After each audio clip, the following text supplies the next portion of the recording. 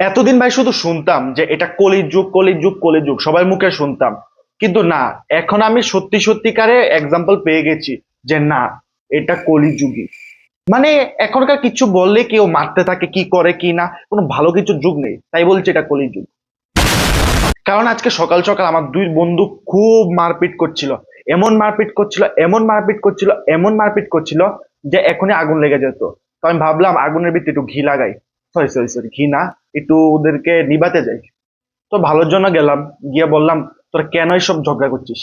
তো ভাই ওরা ঝগড়া করছিল, একজন বলছিল S25 আলট্রা ঠিক, আরেকজন বলছিল iPhone 16 Pro Max ভালো।